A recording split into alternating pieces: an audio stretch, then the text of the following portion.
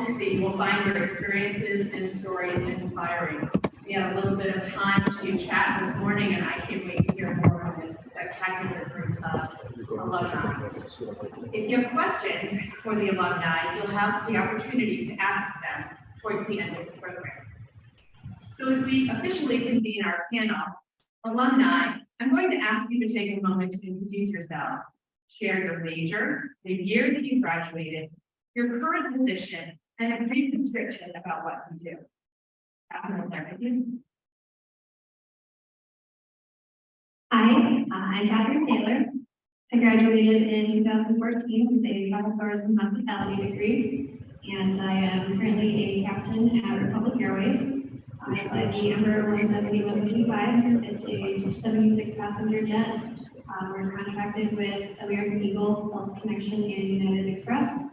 And my primary role is getting the passengers and crew members safely and efficiently from point A to point B as many times a day as the schedule allows.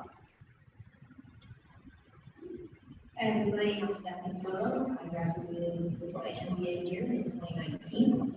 I am Vice President of Profits Growth. With that, I oversee our entire youth office department. I also am in charge of all of our community outreach that we have with the team, planning different events, making sure all of our community connections work together. I also run our youth office department, so a lot of different things on an everyday game process to make sure that the team has successful events, and most importantly, that everything is running as smooth as possible. Good morning, everyone. My name is Mike Olivo. I graduated in 2008. Technically, it was the class of 2009. I did the SHARP program where you could do an extra class based on your GPA. I did 2 study abroads. I transferred in 2 classes, so I actually graduated closer to 3 years instead of 4. Major was travel and tourism, hospitality, knowledge management. Came back in 2011 to do my MBA and graduated in 2013. Currently, I work as the Director of Product Development for American Cruise Lines. We are the largest domestic river cruise line in the U.S. So by the end of this year, we'll have 17 ships that operate throughout the United States. My primary role as Director of Product Development is 3 areas. So the ships themselves, so we actually own the yard that builds our ships. Everything is purpose-built, again, to go with the demand that our guests have, to build ships that are innovative, more sustainable, green, can operate in certain waterways. The second area is the itineraries themselves, so actually where we go with the ships. So next year, we've got 3 new itineraries. Starting Saturday, we've got our California trip that starts. So we'll work with our marine operations team and say, okay, hey, this is what we see as a market segment that we think we can sell to guests. Do you think we can actually get the ship there? Why can't we get the ship there? And so we started working with them, developing the itinerary. And the third area of focus is the experiences. So everything the guests do while on board the ship. So the entertainment, the activities, the shore excursions, the pre and post packages that we offer. So we have involved in all of those and manage a team that supports those 3 functions. Good morning. My name is Henry Chessman. I'm currently the General Manager at the Great Wolf Lodge in Fitchburg, Massachusetts. I graduated in 1992. I think that's when cell phones were still coming out back then. So technology's definitely changed over the years. But I also had a minor in public relations back then. From there, I was recruited out of Johnson & Wales and worked for a management company where we ran Hilton's, Marriott's, Wyndham's, Hyatt's, several brands throughout the years. But the last 10 years I've spent with Great Wolf Lodge. We're the largest indoor water park resort in the country, growing rapidly. When I joined with them, there were only 12 lodges, and we're opening our 19th lodge this year. We go back now, we're post-COVID, I can say it's kind of like a cruise ship on land. We have entertainment, we have our own characters, we have very large water parks, we have indoor dry play entertainment, and then very heavy in food and beverage, quick serve, full service, a la carte, buffet, so very heavy on the food and beverage side, and then hospitality. Most of our hotels are 400 to 700 rooms. So it's an exciting place. I never thought when I graduated from Johnson & Wales that I'd be in the water park business someday. So I know more about pumps and motors now than I ever thought I would. But it's great to be here today and look forward to talking to you guys. Jason Tresh, I graduated in 2000 with a hospitality degree and moved off to hotels and started working in hotels for Hilton and doing Hilton hotels for about 20 years now. I've managed the Hilton San Francisco, which is a 2,000 room hotel, Hilton New York, another 2,000 room hotel, and currently manage 5 hotels for Hilton Grand Vacation in New York City, their full portfolio. Like Henry, I'm involved in a lot of things that I had no clue about. Didn't learn in school, didn't learn anywhere, just learning from people around you. And just kind of sponge and pick up a lot. So picked up a lot about how buildings work, pumps, chillers, things, words, buzzwords I never even heard before. But it's all about hospitality and it's kind of what I do. And honestly, it all came from Johnson West. Thank you. Hey, everybody. My name is Talik Mills. Graduated so long ago in 2018. No, it's sure. Graduated class of 2018. Initially started out in the culinary arts program. Finished that degree, then went into hotel and lodging management. And that was really my pivot to get into the hospitality realm, of knowing that they don't want to be an executive chef. Needed to get that experience to go ahead and position myself to manage a hotel one day. Currently based in Washington, D.C., work for MGM National Harbor as a senior restaurant general manager. I'm 26 years old when I get my age because some days, sometime, this is the sky's the limit. It's a $6.2 million budget restaurant, as I mentioned, and the real focus is to increase EBITDA, to make sure that you're profitable, make sure that your staff is happy, and go from there. So it is a union environment. With union employees, sometimes it's a different experience that you can give them, and it's really creating that atmosphere that everybody's happy and they're willing to come to work for you. Thank you.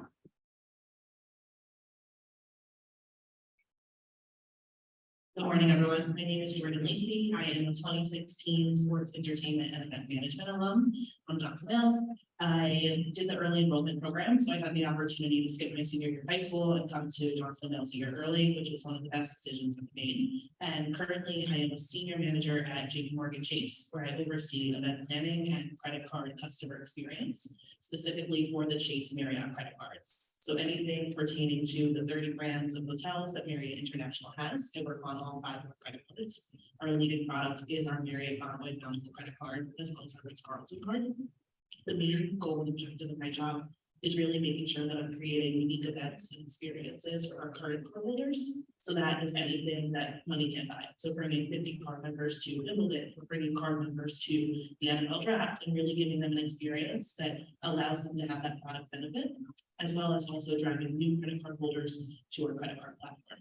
Never thought I'd be working in financial services and having conversations daily about new acquisitions and kind of how events are affecting the P&L, but I absolutely do love it. And outside of work, I have a nonprofit organization called Lady Candle, where we make birthday cards for foster children that have not been adopted yet in new groups. Thank you. Well, that's not the easiest act to follow. I barely got out of high school and you're skipping a year, so. My name is Amy Quigley. I graduated a very long time ago, 1993. So some of you, most of you were not even alive yet. But it's so wonderful to be here. Johnson Wales has been in my blood literally since I was a sophomore in high school. I always knew where I wanted to land. And, I don't regret it for a million. My best friends in the world I'm on a text thread with them, and they were my college roommates that slept next to me for 4 years. So my first bit of advice is stay close to your friends. They'll probably be kids, godparents. So I graduated in '93 with a hospitality degree, and then I very proudly graduated last May with my MBA. I'm telling these guys I walked into the same arena that I walked into in 1993, but I was sobbing when I did it last year. So goals, I guess. So I spent some time in the food and beverage space as a food service director in New York. We met my darling husband, and then we moved on to the Philadelphia area, and I started my planning career for a third-party meeting planning company in 1996. and then never left the planning industry. So I spent years in operations. I was in-house at companies. I was third party. I was a consultant. We adopted our child, so I took a little bit of time off in 2000 and just consulted for a while. And then I came back full time. I'm taking a break from operations right now, which is a lovely trajectory. And I work for a third party experiential kind of end-to-end agency for logistics and creative, actually based out of Europe. So it's sort of my role to business develop and keep client relations alive and growing in the United States. So that's it. It's a pleasure to be here. Thank you for having me.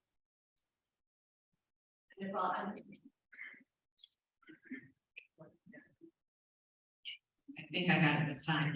So could we all give our panelists a warm Johnson Wales welcome?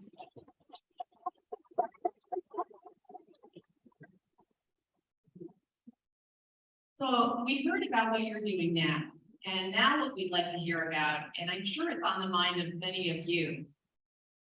So back in time, you finished your classes, you've gone through the interview process, you're about to start that first job. We'd like to hear what that first position was and how you were able to use that first position to lead to the next great opportunity.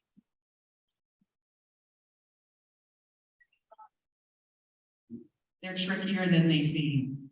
Hello, okay, there we go. My first position after graduation, I was a customer service representative at Grand Circle Corporation up in Boston, Massachusetts. I was answering phone calls primarily for some not so happy travelers, but was able to move into the air department. I was booking flights. I loved it. I had my IATA number. I was traveling all over the world for very little money. It was fantastic, and I just loved everything about the aviation portion of it. I loved the hustle and bustle of airports. I loved the uniformed crews walking through the airport. And it was on one-way trips to Iceland. I saw the Northern Lights from the airplane for the first time. And afterwards I went up to the pilot. I was like, wow, that was amazing. That was beautiful. And he said, you should see the view from up front. So I was sold. I decided I needed to become a pilot. I would have never have known that if I didn't have my travel benefits and was able to go see the world. So that led me to going back to school. I went to ATP flight school in Lawrenceville, Georgia, outside of Atlanta, where I got all my pilot certificates and ratings, and then was able to continue my aviation career. And I would have never have had that opportunity had I not been working in the travel industry in the first place. Yeah, so mine's a little bit different. My undergrad degree was music industry and business, and I'm obviously working for a hockey team. So those two things maybe don't, you don't think at the top of your head, but right when I got out of school and the opportunity arose to just work in an arena, that's kind of what my goal is. Because obviously you come out of college, you may have a plan in your head, like, I'm gonna go work on tour with Taylor Swift. Like, yeah, it's not gonna happen right away. But for me, I was like, let me get into the building right away. And ended up seeing entry level, just at sales associate, PSA agency Providence. I'm like, okay, I like hockey, let's see how this goes.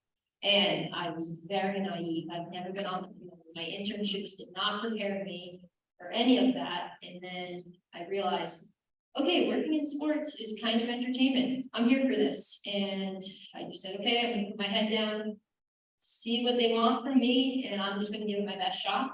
And fortunately enough, like 7, 8 years later, we're so fortunate to continue to be moving up in the roles.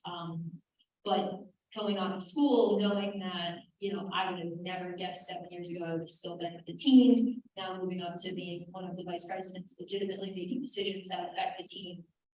I would have never guessed it. So for me, it was just a lot of hard work, starting legitimately at the very bottom, slowly working my way up, finding what I'm good at, and, continuing to make the connections that have now helped me to get to where I am today. So since I've actually finished my senior year, and all my friends were still in class, I stayed in Providence. I was working for the Renaissance Providence Hotel. Started, sort of casually looking for jobs. It was, kind of nice because I wasn't expected to have a real job yet. I saw a post online for a cruise director, and I needed someone who had hospitality experience, worked in a hotel, and a couple of those boxes checked. It was based in Guilford, Connecticut. So I did a cruise line in Guilford, Connecticut. I was from Connecticut, so that's what I would guess. That's kind of strange. So I applied, went through the interview process, obviously got the job. April will be 14 years that I worked for this company. And originally I was like, all right, I'm gonna do this for one season, I was cruise director, I'm gonna figure out what I want to do, and then I'm gonna move on. And at the end of the first season, they asked me if I wanted to come back. We were gonna expand the company. They've only been on the East Coast. We had the 3 ships that were operating there. We just acquired a new ship. They wanted someone to go on the Colombian Sneaker. I was like, yeah, I've never been out west. I would love to do that. So I'll do it every year. I'll do that itinerary. We also built a new ship, the American Independence. And so I was the assistant hotel manager for that. So, all right, 2 new projects. I'm going to do that. And then we'll see where the year goes. And sort of, I'm going to leave basically when we stop growing and there's not any more opportunities for me. And obviously I continue to be there ever since. I did take 2 small breaks, one to get my MBA, and the other I worked for a year in Boston for small travel company, G Adventures. So I did product contracting for them, primarily for North America, Iceland, Morocco, and their sailing product. So it was pretty interesting to work for another company outside the United States. And then sort of pre-COVID, they did a restructure. I ended up working for American Cruise Lines just prior to the pandemic.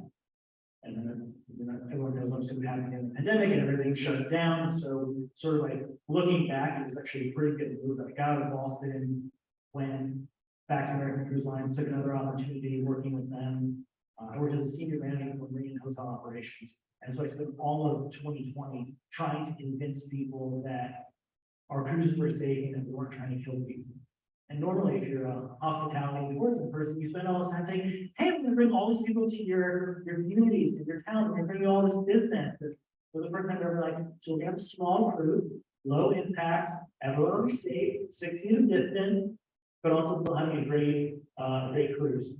So I think that, sort of, comfortable said it, you learn all kinds of different skills that you didn't think you would ever have any knowledge. So you certainly learned a lot about COVID testing and regulations and all different town councils and how in every state can be a little bit different. And so, when you're trying to present your business and your product to them, they may have a totally either favorable response to you and they're excited, or they research everything and they hate you. You have to convince them that you're still looking out for the best for their community, as well as your business.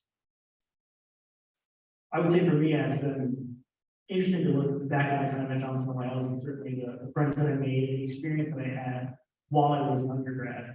So again, nobody wants to hire you if you don't have any experience. And so my first year, I went to a travel agency, which they still work like. And I said, look, I'm at Johnson & Wales. I'm studying travel and tourism. I don't have any experience. I just want to volunteer. So every Saturday, basically, for my 4 or 5 months, my first year, I would go and I'd sit in a travel agency and I would sit with the travel agent. I would talk with people that came in and over the documents, get excited about their trip and sort of learn about that side of the business. I was able to use that experience and into a job working with AAA in the auto travel department for a summer, doing trip takes and auto sales and sort of helping people plan their road trips. Taking kind of that experience that helped me get the job at a hotel, which then ultimately helped me get the job at a cruise line where I was only going to work for a year. And now, 14 years later, being the director of product development, really shaping the direction of the company, has been interesting. So certainly a wild ride. When I graduated in 1992, I took advantage of the school's programs, really. I attended all the career days. I went through all the interview process when the companies came to interview us. I was very fortunate. I learned how to write a great resume from Professor Achille, which helped me get through that interview process. But I was very fortunate to get offered 3 different jobs right here on campus at Career Day. I ended up taking a position with Interstate Hotels and joining their management and training program. I was offered 3 different properties, one in June 1st, one July 1st, and one on August 1st. I picked the July 1st. I was able to take 30 days off after graduation. That's the last time I took 30 days off. And I knew I wasn't going to make it to August because I couldn't afford to get that. I made it that way. So that's why I picked July 1st to start with the company. But I took advantage of their management training program, which taught me a lot. I'm very happy to see a lot of companies in hospitality are starting to bring those back. Greenville is one of them right now. So I took advantage of that program, specialized in catering and events. I was a banquet manager fairly quick out of college. And then I joined a task force team. Back in the early 90s, acquisitions were not as friendly as they are today. There was a lot of hostile takeovers between management companies and brands. And, we would fly into like Ohio and Akron and take over at Marriott at 12:01 a.m. And the next morning the guests wake up and they all say Hilton and it's a different owner. And, it was just craziness back then. But I learned so much on that task force team because I might have been a banquet manager, but I could have been checking people in by the end of the day. I could have been running the restaurant. I could have been cleaning rooms up and housekeeping. So I learned a lot on that task force team and got to see a lot of parts of the country too. So that was my first job right out of Johnson & Wales. No 30 days vacation here, just so you know, I'm never taking one. Would like to take one, but Johnson & Wales was doing a food prep class and saw two people cut their hands on mandolin actually. So just sliced and said, I don't think I'm going to do the common program in a year, actually. So did hotel restaurant management and then leveraged that into a job at a hotel. That was really simple, basic. My first job in Manhattan, and it was in a restaurant.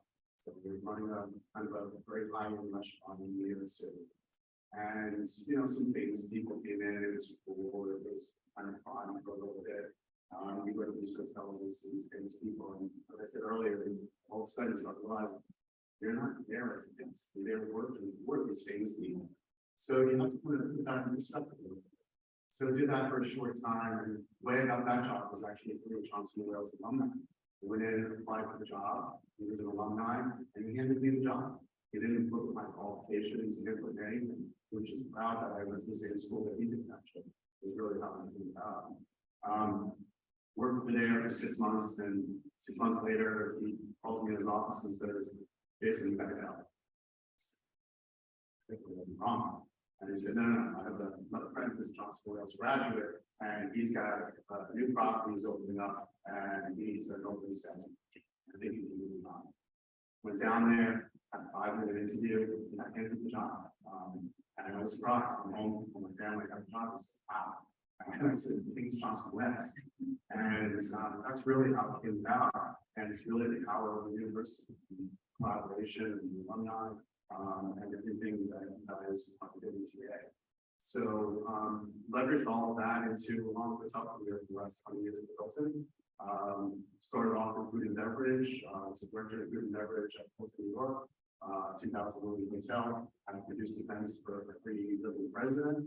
I produced events for every sports star, music star, major corporation. Some of them are really fun. Some of them have been really challenging. I will tell you that just saying 23 hours a day of short piece and then 1 hour of chaos every single day in the hotel business, which is how we live. So it's important to just stay calm and keep perspective. But leverage that food and beverage career into running the hotels and ran the Hilton New York and in San Francisco at 2 different times, and now I run 5 properties. So it's a great career and most. Thank you. So I would like to get my started I ended up leading up to my current position. So I would say it really came from J-Wood. And J-Wood gave me the opportunity to take internships. My first internship was 2016, St. Joe Club Resort in Florida, Forbes Sports Art Property. That was really my pivot to make sure that following my goals, hey, by 25, I want to be director of the beverage. It didn't happen like that. So it's still some goals that I do have to partake in and develop, but it's really was applying, I think this was 2017, applying to multiple management development programs. So Hilton, which I'm not going to get into, but it's okay. We still some time. Did Omni. They took us to Boston. We stayed at a hotel in Boston, and then we made it to the third institute, and did Marriott, and then Jim came up. And Jim is the resort based in Vegas. We do have about 13 properties in China, Macau, one in Springfield, Massachusetts, National Harbor. And it was really a resort I've traveled all my life. I literally just came back from Bahamas about 3 days ago. So been trying to just get into that resort lifestyle and see what it was. So this resort has 7 restaurants, a casino operation, a nightclub, and having that cross-functioning training would definitely get into that directly food and beverage. So I started there. It was an alumni who put my resume, gave me the position. I went to Washington, D.C. to meet with them. And being in that D.C. area, it really came from Johnson Mills once again, being a part of the NSO, National Student Organization, so Skills USA, traveling with Johnson Mills to do multiple competitions around Louisville, Kentucky, went to Washington, D.C. twice, Miami. So these opportunities that we partake in as students as Johnson Mills definitely developed me to currently be the senior general manager. Over the course of that time, started the program. It was a year-long program. I was able to be promoted to an assistant general manager of nightlife within the past 6 months. I had no idea what nightlife was, and what nightlife is managing a club and selling bottle service, and that was something crazy. I was leaving about 8 o'clock in the morning, but get there at probably about 4 p.m., leave at 8 o'clock. Realized me being up at nighttime and then having no sleep, that wasn't the pattern that I had. Those lab classes that we had in the morning, that kind of prepared me as well for having those long nights, early mornings, with each other, everything as well. And then just multiple different opportunities. So following my mentor, you always want to build your stakeholders and mentors with within your realm of business in your career business, excuse me. So within that, there was opportunity to do task force in Springfield, and our focus was on nightlife. So I became an expert in my field. And then pandemic happened, started my personal chef business. So we was most of us was furloughed, and I went back to that culinary opportunity. So making sure that I was able to make business happen with my own entrepreneurship. And then that's when another opportunity came to manage a sports bar. This sports bar had about 350 seats, $10.2 million budgeted restaurant, 80 employees. And it was like, oh Lord, my first general manager job. Very scared. It was minimum training that I had just as the business was going, but I was very hungry. And Johnson was giving me the opportunity to make sure that I knew what COGS was, make sure that I knew how to look at P&L, make sure that I knew about hospitality accounting, and that was definitely developing for my next step, which was the senior general manager of restaurants. Thank you. When I was on campus, I really tried to leverage all of the internship opportunities. So my 3 years here, my first year I interned for the Big Apple Circus as a ticketing intern. I was able to really learn how ticketing helped drive expense and different codes and kind of seating and mezzanine and floor level, and it was definitely a really great opportunity based in Brooklyn. Then my second year, I actually took a full-time job that started in February and ran through May every weekend. So we would leave on Friday, we turn back Monday, red-eye flight for a dance competition company. So it's called Beyond the Stars, and we would go on tour, and you would work all different aspects of the tour. So sometimes I would work merch, other times I would be a stage manager, just helping little dancers get on stage and kind of execute their competition. I realized that going on tour and, production and being in a hotel and having pizza or Chinese every night is not for me. And then my third year, I had a corporate events internship for Now, which then got bought out by YouTube, and now is essentially the live stream platform that we're seeing Facebook Live, Instagram, and TikTok as well. When it came time for graduation, I knew that I could not go home to my very strict parents as a first generation student without a job. So I started applying. I graduated in November. I started applying in August for just different opportunities, and was really ramping up my LinkedIn profile and then Joel Brown. And then I went to the career services office, and I just sat down with Carol Lavelle, and I was like, what opportunities are there for someone who's interested in events? I never wanted to work for a company that would give me longevity, and also a company that had an emphasis on diversity and inclusion. So I applied for the Marriott College Management Program, which is called the Voyager Program. Never really had stepped foot in hotels before. all I really knew was events, but I had the opportunity to apply for the event management and the event operations track. It was such a wonderful opportunity. I really do believe that if you can get one opportunity, you have to just leverage everything that can come out of it, network a ton, and really just make sure who knows if Jordan is interested in this opportunity and she wants to go here.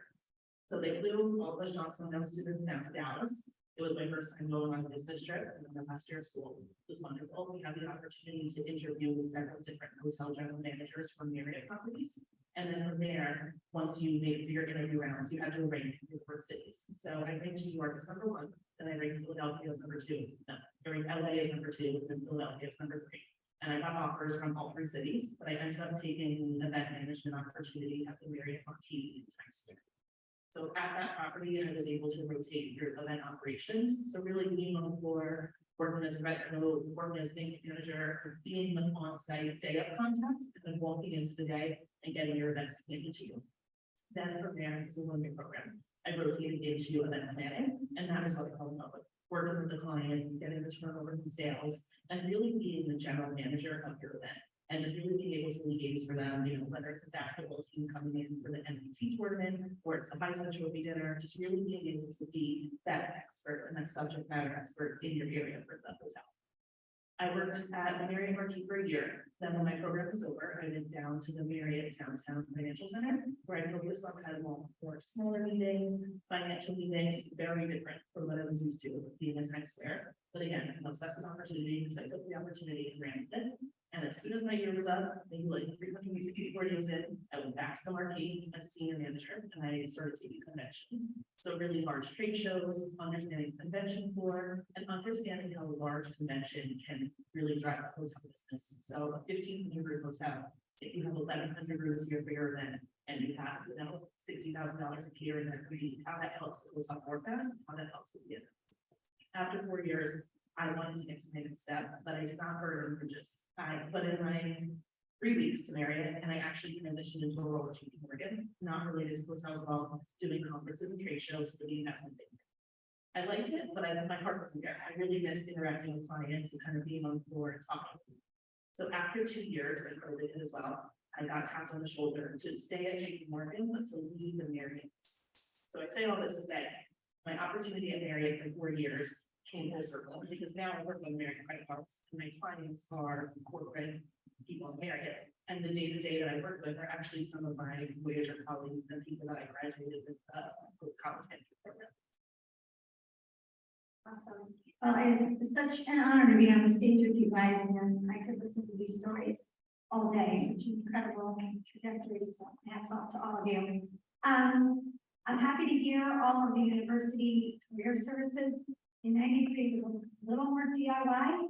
It was not quite as probably formal and laid out and expensive and sophisticated as it is today. So that's another amazing thing the university is doing today. I am the youngest of 8 loud Italian Catholic twins from New Jersey. So we're all in our Canada and hospitality business. My family owned a restaurant on the Jersey Shore on Long Beach Island, and I managed that restaurant all of my high school summers and all of my college summers. So, where everybody else in college was just, working a couple hours a day and then messing around, I was doing 14, 16-hour days alongside my brothers and sisters, and then I'd show up to campus in September like a zombie, like I needed to sleep until like November. But it taught me a lot. It taught me everything I needed to know about the food business. Then upon graduation, I did one more summer at the beach, and then I started interviewing for food service roles in New York City. I knew I needed to use my food service prowess, but I really didn't want to do a full service restaurant. I didn't really want to do the hours, so corporate dining was perfect for me. Stayed there for a short time again, and I loved it, but it also taught me that I really didn't want to be in food all day. I worked for a company. My first role was a food service director for Restaurant Associates, which is now Compass, I want to say. And they certainly taught me so much about like the beauty of food and the art of food. So I was able to weave that throughout my whole event planning career, and I'm able to weave that into my personal life, like entertaining and cooking. at home, like food and the beauty of it and the art of it is probably stemmed from that experience. So I'm forever grateful. And then, like I said, actually, it's been a short stint working for Brinker, doing some training and managing different like chilies and borders. And that was brief, because then we relocated down to Philly, and that's when I started planning. So I won't get quite as granular about my 27 years planning, but I will say that I really did run the gamut from pharmaceutical sector. Again, I consulted in-house. I consulted for third parties, but then there was a chunk of time. Probably one of the highlights of my career was I was the event planner and chapter manager for 2 Washington DC YPO chapters. So it's all C-suite, CEOs, managing partners, business owners in the DC area, 1 week. And it was brutal and beautiful and terrible and lovely and all the things, but it really shaped like who I am sitting here today. And I'm dressed shorter than I should be with in a chair on stage. So yeah, it was amazing. I mean, it tapped into, you know, planning expertise I didn't even know was inside me.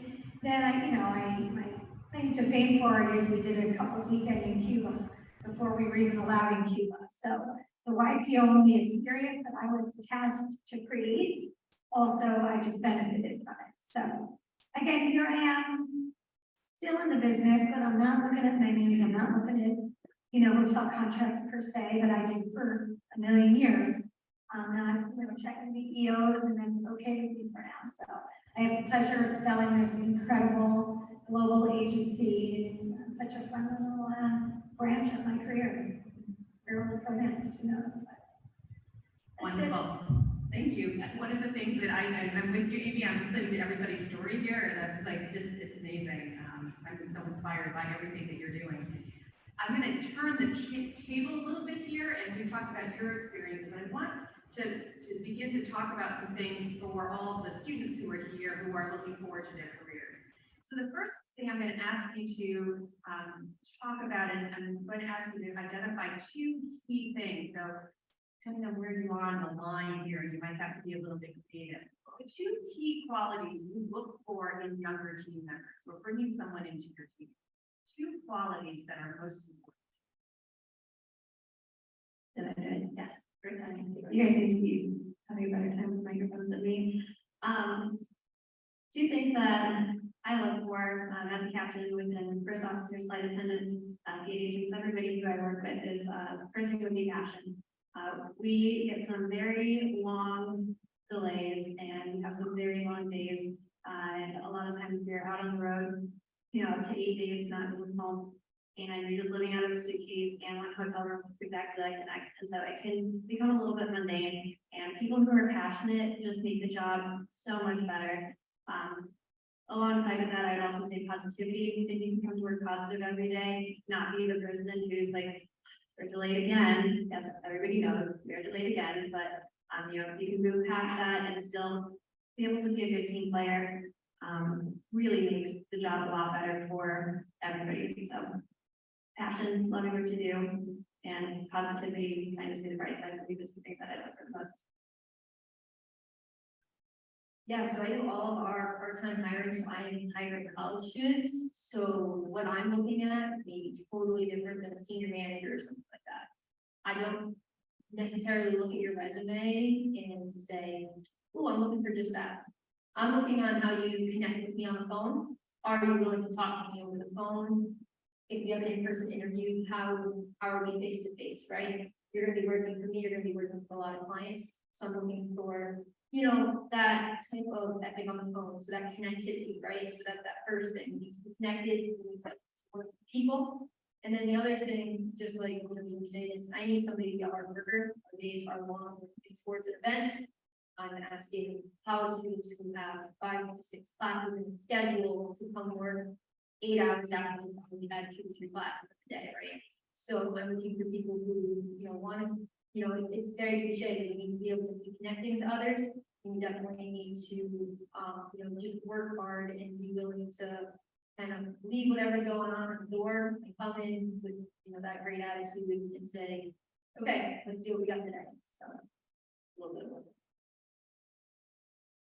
right, so the product development side of things, these are people looking for long-term strategy. So you optimistic people. Cruise industry and post-COVID world, luckily we're facing an increase in people wanting to travel. So there's more excitement. People that are optimistic of the future, not looking at the negative side of things. There's 100 reasons why we can't do something. I want to find people that find reasons that we can do, those solution-focused individuals. We're going to have a ton of problems that come up. Cruise industry, we deal with weather, regulatory issues, pandemic health scares. We deal with all kinds of delays. Sometimes the airlines don't promise they gotta get secured there, and the hotel they prior already puts them in a negative light. So we're going to fix that. They all work together. Sort of see our industries crossover. But I would say, find people that are optimistic and really solution focused is what I look for in team members, because problems are always going to come up. It's how do you find a solution, and your attitude towards it is very important. If you can find those things, I can teach you how to do it. And as much as your degree and your experience is important, it's that commitment to getting the job done and the guest experience at the end of the day that really drives the people that work for me and helps us be successful. For me now, working at a children's resort, it's definitely driving passion. It's somebody that wants to really put themselves out there. Very similar to other entertainment type hospitality. We're on stage every day. So I'm looking for someone that wants to have fun. That's what we're looking for every day. Our very first question in grade book on our application is, what is your favorite children's movie? And we always ask that question, and any answer is a good answer, except for if you can't figure out what movie you liked. Because if you can't figure out a children's movie and some reason behind it, you probably aren't a good fit for a children's resort. But we're also looking for people that are willing to work hard. I personally, the last 10 years of my life, the reason I've worked for Great Book Lodge is I love developing young talent. And I look back now, and every property we've opened in the last 10 years at Great Book, I have a stamp on a young leader that has grown their career. It started with me up in Pittsburgh, Massachusetts, and some of these people are corporate now. Some of them are directors, some of them are general managers. I look back, and I'm looking for people with passion that want to grow, work hard. But that's what we do. Have fun. My thinking of the movie, and I remember my daughter seeing Frozen nonstop for like 2 years, and it's like it's definitely not that. So, for me, I think that it's an evolution. I think that if I told you 2 words 20 years ago, they'd be different words than they are today. So 20 years ago, I really thought of things of skill sets, hard skills that people have actually, and can they do the job properly. Today, actually, the words changed. And, I think that today, the first word would be kindness, and be kind, and figure out a way to take care of your teams and people you work with every day. I can tell a very quick story of kind of something I saw, which I really didn't want to see, but I saw it. I watched the GM walking down the hallway, general manager of the hotel, and he gave a huge blow to a vice president. Tremendous amount. I mean, like it was like this embracement, and it was really special. And then I watched that same GM walk by the room and they didn't give them anything. It was a horrible experience. And I realized kindness, and kindness for everyone. It doesn't matter your position actually in the property or anywhere else. So I think that to me, that is really what I'm looking for when I hire. I hire from general managers, directors of finance of major regions. That's what I hire my local team members. And I don't care what the skill set is. Care who you are and what you're going to do for our team and how you're going to touch yourself. So kindness is definitely number 1. Number 2 for me is kind of something that resonated over here is more consistency. We work a lot of highs and lows. There's a lot of the business that's ugly. It's not always pretty. We work with hotel. You know, sometimes you have to work a double shifts, sometimes you have to come back on an overnight, sometimes, you know, there are incidents in the hotel, from elevator traps, fires, to police complaints. Everything across the sun that we deal with as a general manager. So I like hiring people that are consistent and even keeled. And something I say all the time, check your love, check your don't bring your problems into the company or into your workplace. Everyone's got them. We all have them. I'm sure you guys struggle, whether it's personal, financial, whatever it could be. Everyone's got them. It doesn't matter if you're wearing a hoodie or a suit. We all have them. So just realize that. And again, it goes back to the concept. So mine will be two parts. Is before you even get hired, I'm looking for, when you come into the interview, I want you to smile. If you're not smiling, I'm a little scared now, but now this is hospitality, you're in front of people, and then your face is, what you want? Oh, no, you can go outside. That'll be the first initial thing that I do look for. Your teeth don't have to be nice, but you have to have we can work with that. The initial thing, even if it's a phone call, it's the way that you answer the phone, it's that communication factor that you're initially looking for when you're hiring somebody. Once you're in your probationary period, the thing that we do look for is more so the drive and dedication. If you do have an employee that's saying, hey, can I go home? Can I go home? I've been here for 30 minutes, it's slow. Like, let's be more patient, and we're really here for the people. Some stuff does come up as a personal issue that you do need to take an early out or leave early to become sick, but our focus is in hospitality is the people. No matter what position, if it's back at the house, front of the house, you really want to make sure that your customers is first, and that's a no-brainer. So this is the industry that we do want to hire people with the dedication to the business, to the restaurant, even if they're just a dishwasher. Hey, we want to make sure that this person is dedicated to washing that dish to be the most as fabulous China that you can find anywhere. So that's those would be my two different answers to that. Thank you. The first thing I look for is someone who is a self-starter. You know, being in events and being client-facing financial services, I really love to see someone who is posting on LinkedIn about other events that they've done recently, whether it was a recent college event or whether it's an MPI event or CNA or the seating conference. I want to see what you're doing in the industry and how you're sharing it to people around you. And I also really want to see what industry organizations you're involved in, how do you stay connected? How do you kind of leverage that network? Because network is your network. The second thing that I look for is someone who is just plugged in. You know, one of the best pieces of advice that I got in college was to read the newspaper every morning. So I have a 5 to 9 before my 9 to 5, wake up, go to the gym, and I read the paper. I like to know what's going on, what hotel mergers are taking place, you know, what airlines have major delays, you know, just being plugged in.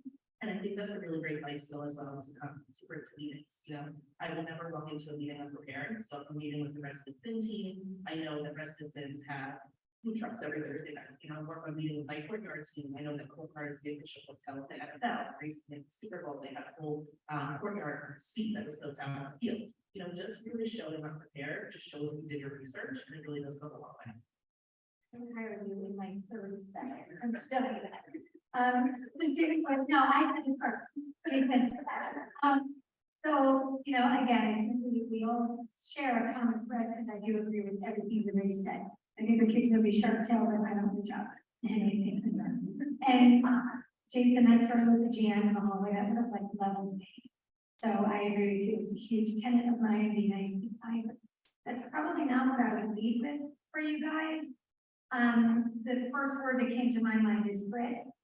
It's, you know, I don't want to play a generation card, but, you know, in our day, you can have a limb falling off. You get duct tape and you patch it back up when you go to work.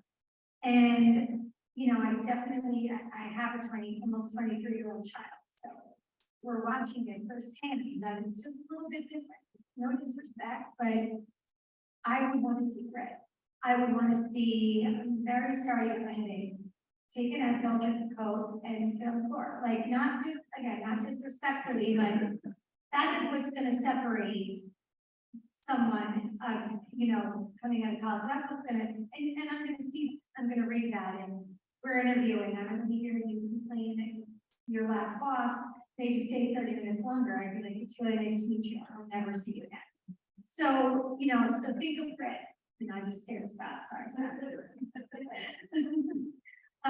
So, you know, think of that. Think about sort of the moments when you want to cave and the moments when you want to retreat or quit. Just think about, really, is it that much effort to just not, right? Is it just that much more effort to just stay the course and stay strong?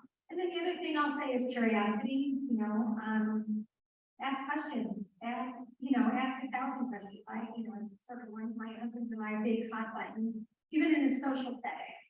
You know, I'll ask someone 64,000 questions about themselves, and they're like, oh, what do you write the book? And then it's just, people just don't ask questions. I don't know if they think it's an invasion. I don't know if they think it's not appropriate, but I'm telling you, it's appropriate. So ask people questions. Where are you from? What was your best vacation? Ask people questions, engaging, and then that's where relationship building blocks form, right? Because John went to Puerto Rico too, and I love Puerto Rico. And so it's a little thing, but just be curious, ask questions, and show genuine interest in other people. I think that's a lot of great advice for everyone that's in this room. And I'm going to ask the students here, just as we start with these future questions in just a moment, from those of you who are here in the audience. But I want to give our panelists a sense of who's here. So if you're a student who is a first-year student, stand up. So hands down. And those of you who are second-year students, hands down. Those of you who are third-year students. And those of you who will be graduating soon in 4 years. Distribution of folks here. And ask a couple of other quick questions. How many of you are involved in a professional club or organization here on campus? Great, thanks. And any student athletes in the group? Excellent. Anyone, let's see, one last quiz question. How many of you are, especially for our graduating senior, actually, let's ask one other question. How many of you work in the industry right now? Great. And then for our graduating folks, how many of you have accepted an offer already? Congratulations. So at this point in the program, it belongs to all of you. You've heard such great wisdom for our panelists. I've quizzed you, and now it's your turn to quiz us. Is there a microphone for them to? Perfect.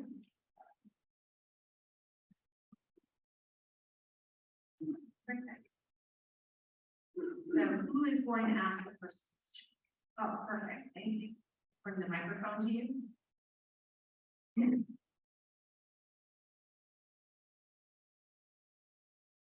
Jason, right? And anyone who works in the hospitality industry, what's your vision in the industry? What industry in 15, 20 years? What do you think is going to change? Vision for the industry, 15, 20 years. I'll tell you, try not to look so far out. I worked for a company that used to do projections and used the term acronym called ROI, return on investment. And they used to look at things, projects, and they used to do things where they would say, okay, if I can make the money back in 5 to 7 years, then it makes sense for us to do this project. Honestly, now today, people aren't doing that. They're looking very short term. So I don't look so far out, but I can tell you, our industry changes every single day. Technology is a huge piece of that. There's no question about it. I can tell you that they built it alone. Things like digital key, so you can walk with your smartphone and walk right up to a room and that's your key. We do things like connected rooms where you can walk in and your Netflix account syncs with the TV. They're going to be doing technology where you walk into a room and you can put your pictures up on the frames in the restaurant. So I think technology is really the key to all of that. But it's also the travel. The travel is changing as well. And we have to obviously appeal to that travel. So, I think it's a really hard question 15 years from now. I think that our world will be totally different in every sense. And I think back to how just the silly thing is. It's not that old. So where we will be in 15 years, to tell you, I hope that someone a lot smarter than I myself has the right answer. The one thing I will say, but, you know, it was big for a long time. And then, you know, 9/11, you know, corporations went full guns. Then it was, then it leveled again, you know, and then COVID, we were dead. Now we can't find the people. So the only thing I will say is that I don't see us leveling out. Oh, this is good. I just see that it's constantly going to have, we're going to have first where we're nonstop, and there is what's going on, you know, and 10 minutes later, you're all going to be pulled out. That's what I will say, that I imagine you can control stuff. So in New York, they just built a train station, and the train station's been going on for years and years and years and years. And the way they designed the train station was they had about 15 ticketing counters. Well, today people don't go to the ticketing counters anymore, and there aren't the people. It's all online. So it's just amazing how people have the thought process to install things, design and spend all the money for something that actually changed. And they're actually not utilizing it at this point in time. So it's hard to figure it. Question here. Put your hands up really high and you can say.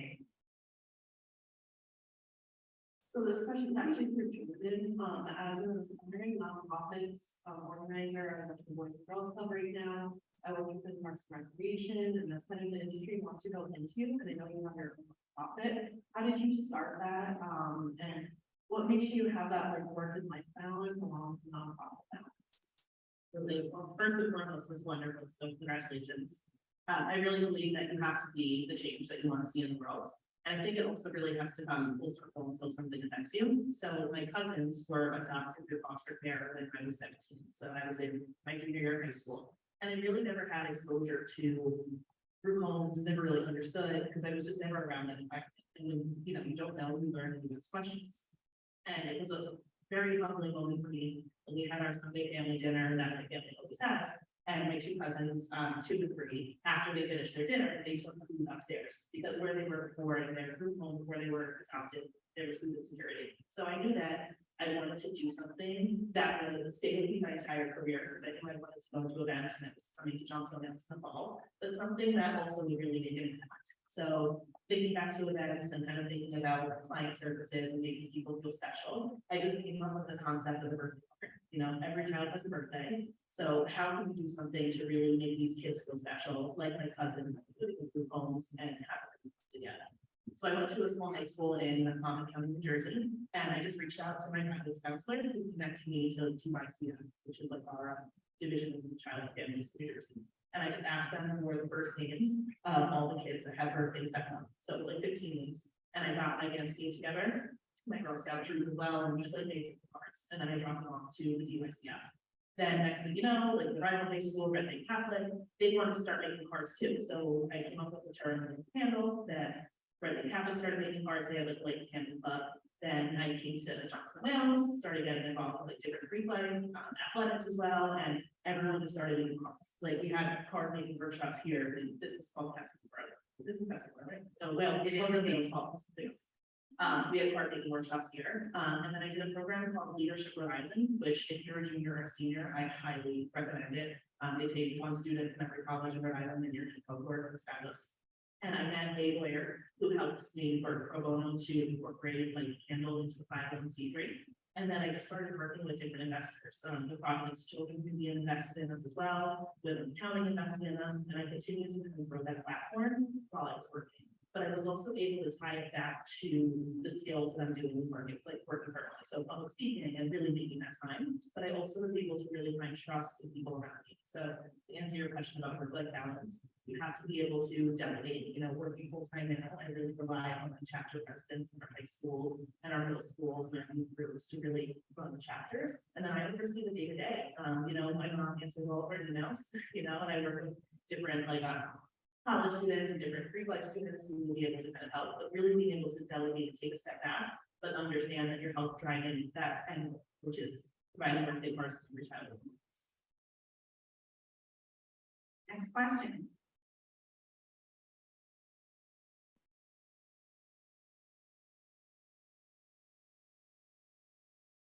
I'm also in leadership for a while, and it's great. But my question is, are there any certifications that you suggest you can get prior to graduation? I know there's some that you have to wait until you're in the industry, but is there anything that can help us before we graduate?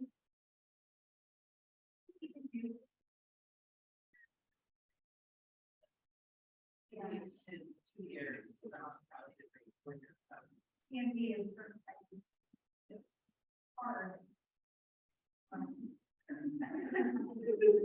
It's a, Yeah. it's a few times. These days. No, when I was that it wasn't for the. Or it never really get it. It's never been that it's fine. Although we're saying that she had a couple of opportunities not to try. So, but the CMP in the back of your mind, and you know, once you get a couple years under your belt, yeah, start reading the plan, start reading the book. You're gonna have to read it 10 times more. And I would say too, like, if you're looking to go to events, like really understanding virtual events, if you're looking to get into the next level of control. And I don't just mean logging onto Zoom thing, and being able to run a full scale production, actually people in, understanding the agency side behind it, you know, whether you're gonna have people come in from like a Blue Jeans platform or, you know, see that and understanding how that works, as well as like an invitation speak, that really needs to help. I don't see that there's no, no situation where I'm tweeting to start that. So, and there are so many self-guided tutorials on CNET, that's sort of amazing. So that's something else to keep in mind, to be self-guided certified, so you can put that on a resume, as an official file, CNET is up there. So you can teach yourself and learn it, some tutorials, that's gonna give you a leg up. And I would say too, like really look into like MPI, PCMA, ESPA, IAW, all those organizations, they have scholarships to go to their annual conventions. So being able to go to Expo for free, or being able to go to like the annual MPI meeting, literally for students. And I can tell you, I'm on that New York board for the PCMA, we probably have less than 10 students out of 5. So really just like throwing your hat in there, throwing your resume in there, that's a wonderful opportunity to just get on the trade shows to work. And to make it.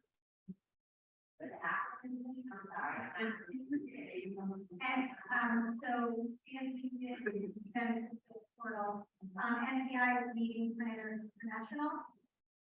CMA, Professional Convention Management Association, so I think there's a chapter here. There we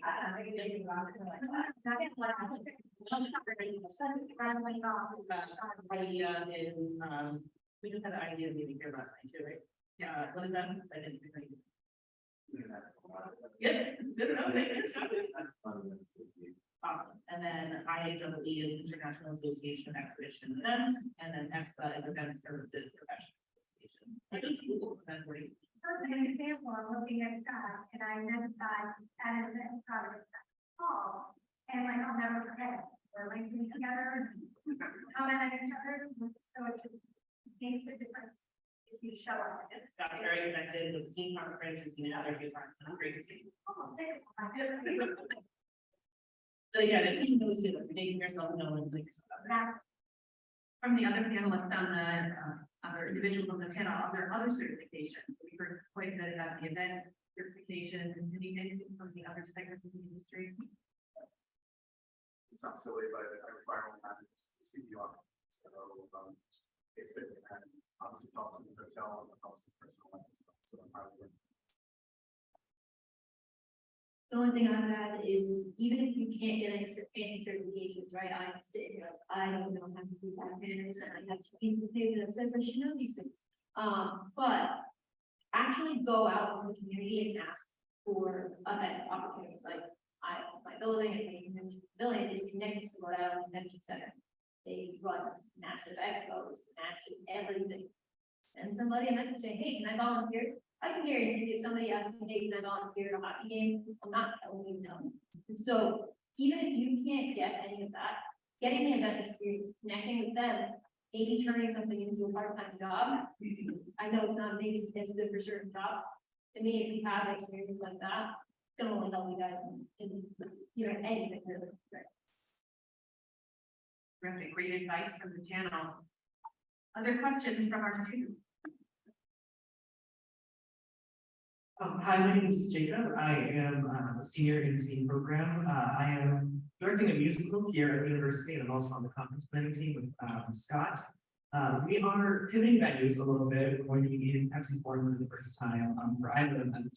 So maybe for more folks that have planned events in the past, how do you make the most working in a venue that you're not super familiar with?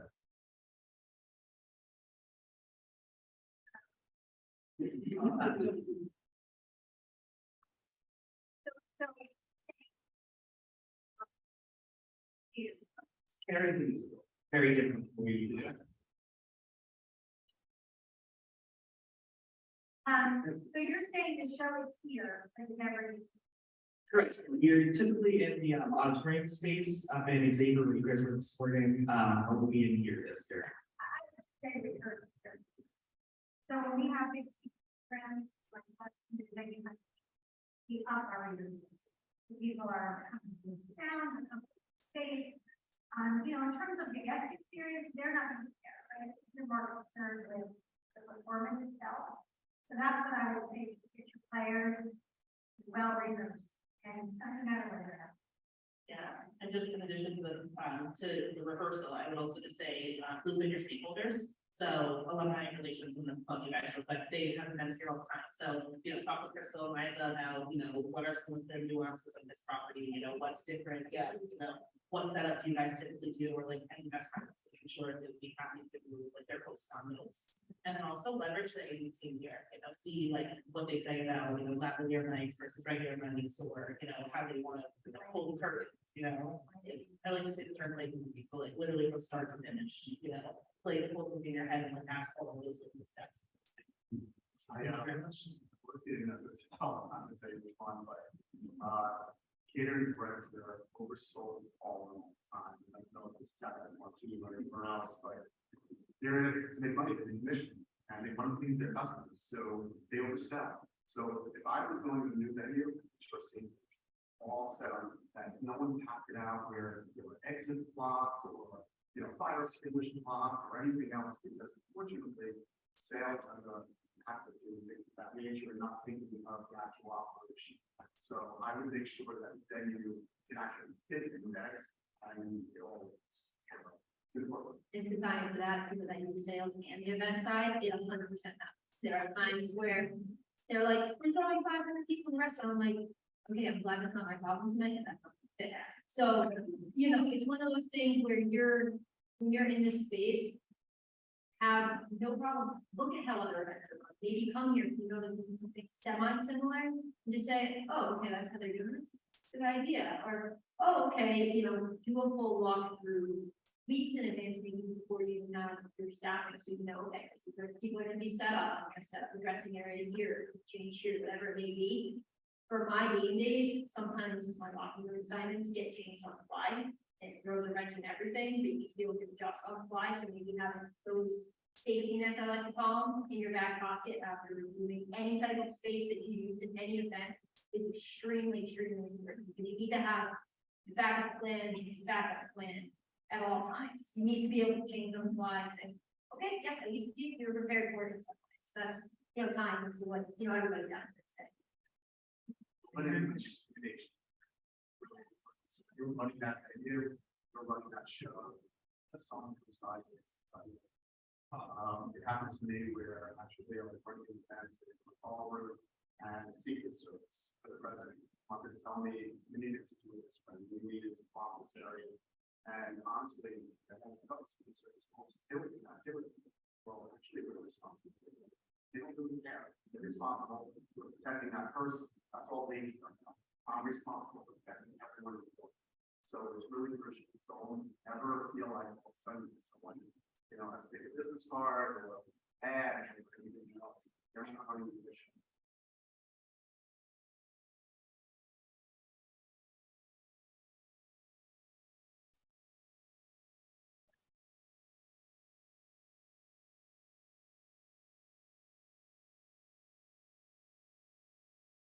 My name is the program. I'm actually graduating this spring, so we just have to learn from management class and going over interviews and LinkedIn profile, things that are important to get a job. I do have a current job in my right now, and I'm carrying on graduation with that. But going from the interview process, how do you like refer back to when you first get a job? They talk about different interview styles, so like group panel or individual. What was your guys' experience on that? And like, was it nerve wracking? Like, how's it different than like a one-on-one?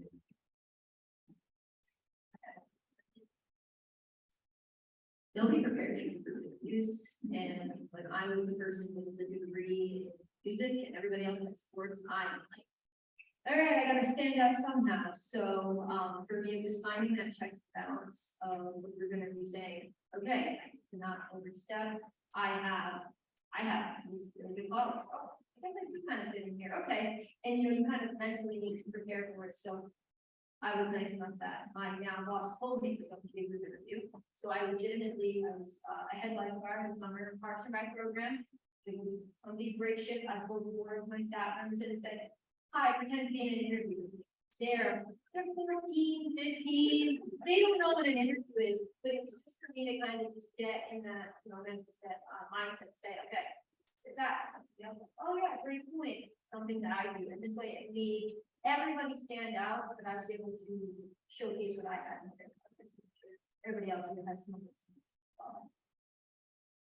I had a unique interview experience where when I got hired at Republic, I had 4 pilots and 1 HR person during the interview, and they each had their designated goals, and there was definitely a good cop, bad cop type play out there, even though they said that there wasn't. And really just sticking to yourself, if you have your answer, be prepared in the back of your mind. Somebody's gonna try to say, really, but why? And that's the whole big cop, bad cop thing. But don't waver. They just want to see that you know what you're talking about, what your decision would be in the scenario or the answer to the question, and just make sure that you stay true to yourself. So when I interviewed with G Adventures, there were 2 things that were different about the interview process. One, I did a high review interview, which I've never done. This was a video. So they send you a link. Yeah. And somebody, it's a video, they read the question, and you have to answer. And you're timed. You're watching yourself answer. So you're looking at yourself, answering this question, like super awkward. Because then once you click to the next question, you're done. Like that answer is submitted. Well, hope I did a good job. I did enough to get the job. But once I had gone through all the formal interviews, they realized I had the qualifications, skills. They were ready to send an offer. The last part of it was the culture fit. So I had to go up, and it was 3 random people, not anyone who I'd be working with, but just to see if I would be a good fit for the organization. And so those questions were pretty unique. If I was on death row, what was my last meal?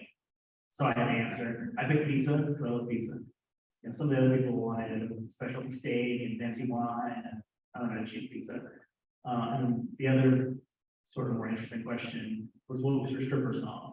And I think, I'm not a stripper, but it's beginning to think. And so, going into it, I was like, well, if I mess up this part of the interview, I've gone through all of the other steps.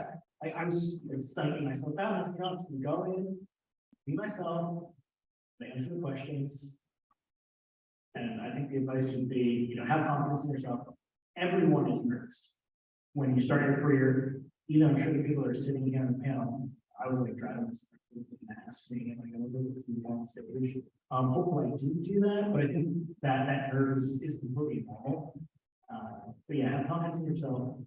Realize we're all nervous and there's something that we're not good at. And if you don't have all the skills, there's transferable skills. Prior to getting the job working with a child, I worked with Target. I yelled at because they sold out white bread on Black Friday. But I was able to say, I work well under pressure, even when people are yelling at me, and I'm sure I can handle this job. So, take some of your own experience and realize that it's transferable. I guess I've always said somebody that's really good at interviewing does it too much. So you always look at somebody and you expect them to be nervous. I think they said it, be yourself. and be prepared beforehand, know who you're interviewing with, whether it's a panel, whether it's individual. Through my career, I look back at my first interview, actually with Interstate Hotels, and it was probably the worst interview I've ever had in my life. The person that interviewed me was very unprofessional. He had his feet up on the desk, very disinterested. It was a very interesting interview. What I got out of it, I was like, there's no way that's just a bad job. And that was kind of old school hospitality. General managers were a little different back then, not as personal. But I guess learn from the good ones, learn from the bad ones, but just be yourself. That's really what it is, and understand that everyone knows your nervous situation. Such great advice from the panel. We're coming to the end of our time, so I'm going to take this moment to ask us to thank our alumni for taking taking time out of your busy schedule and providing such an engaging discussion. I've learned so much. I'm inspired by what you shared. I hope the students feel the same. You're certainly a wealth of knowledge, and the experiences that you have shared with us are so appreciated. Please remain connected with us. We're so proud of you. I'm certainly going back to my LinkedIn, and I've got a bunch of folks I need to, I think, yesterday, but I'll take care of accepting that invitation. Our alumni will be here for a few minutes to answer some questions one-on-one as time allows. Thank you all for being part of Alumni News.